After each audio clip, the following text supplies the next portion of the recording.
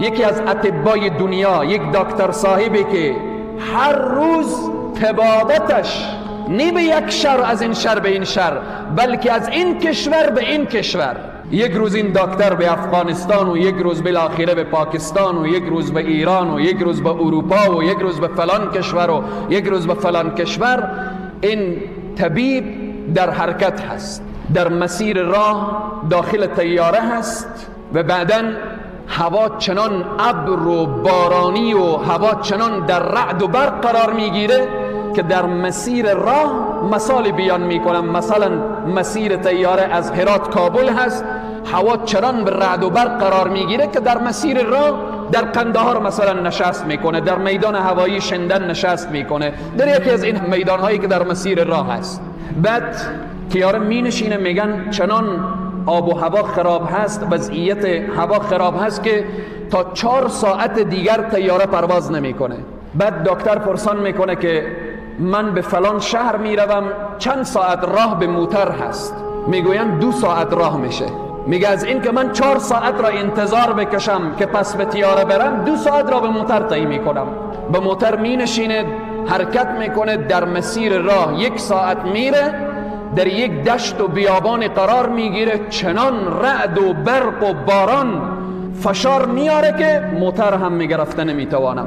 و بعدا در یکی از قشلاقها، در یک قریه فقیرنشین، در آنجا پناه میبره این دکتر که فقط به خاطر که پناه ببره از دست رعد و برق و باران.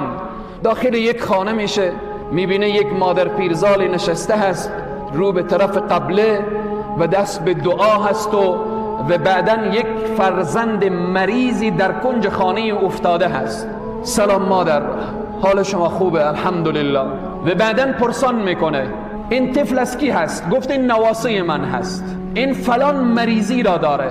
تمام اطبایی که در این اطراف ما هستن ما را جواب دادن، فقط برای من گفتن که تو میتوانید، یک دکتریه که یک روز به اروپا هست، یک روز به آسیا هست، یک روز به آفریقا، اگر میتوانید نواسه خود را با این طبیب برسانید این مشکلش حل میشه، اگر نتوانید این از بین میره.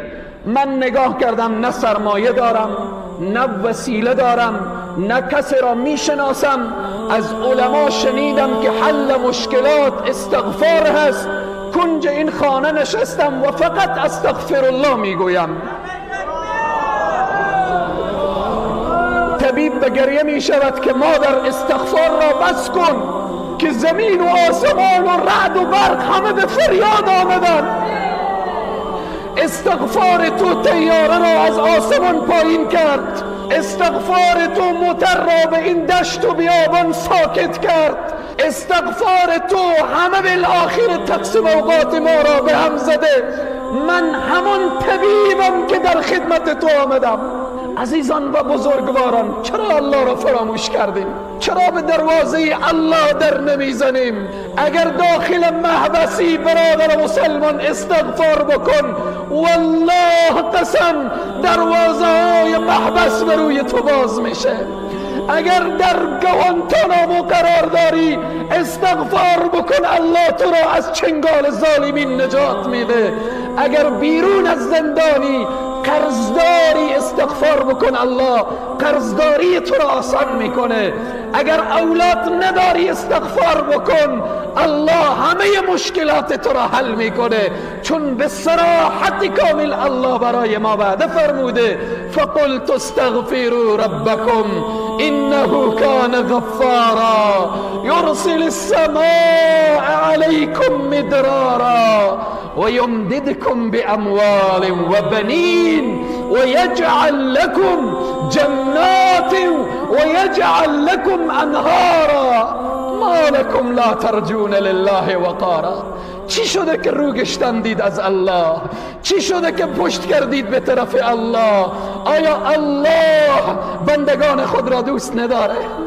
اللهی که به استغفار یک پیرزن این رعد و برق را به وجود میاره، امروز همان الله که هیچ تغییری در ذات او نیامده و نمیآیه و نخواهد آمد.